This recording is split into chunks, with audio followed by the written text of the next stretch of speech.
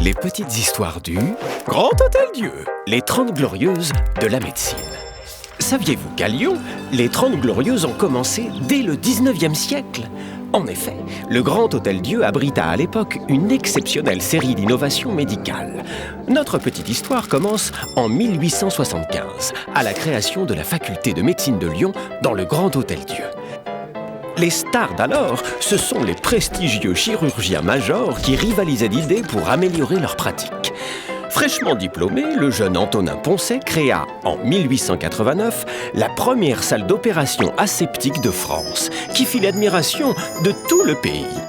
Lacassagne, professeur de médecine légale, présida à la naissance de la police scientifique en s'impliquant dans plusieurs affaires criminelles.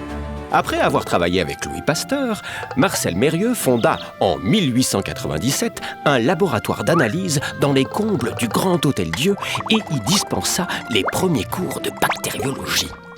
Citons aussi parmi les grands noms passés par l'Hôtel-Dieu à l'époque, le chirurgien Bichat, Alexis Carrel, futur prix Nobel, ou encore Mathieu Jaboulet, qui pratiqua les premières transplantations d'organes.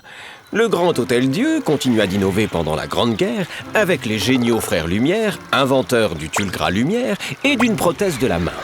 30 années qui ont donc changé l'histoire de la médecine, mais aussi la vie des patients du Grand Hôtel-Dieu. Grand Hôtel-Dieu. Infiniment Lyon.